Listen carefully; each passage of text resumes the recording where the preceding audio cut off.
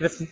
خود دوستای عزیز شما بیننده تصاویر باشین. البته این داخل خود مرکز از این بلدنگ است که ما روان هستیم. این دفترهای هست، همین دفترهایی را که گفتیم، دفتر فرماندار کلان و همچنان یا خود مرکز خود بلدنگ است. دوستای عزیز همین برج بلند را که شما در تصویر از بیرون دیدیم، این مرکز برج است.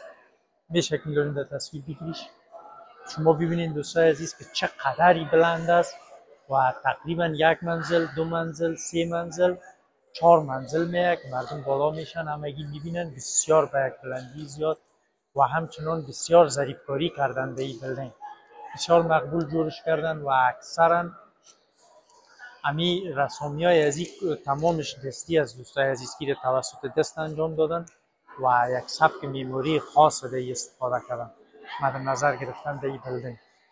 و شما خودتون میبینید که مردم زیاد اینجا آمدن به دیدن از این بلدنگ و واقعا یک جای زیبا و یک جای دیدنی است، یک جای بسیار خوب.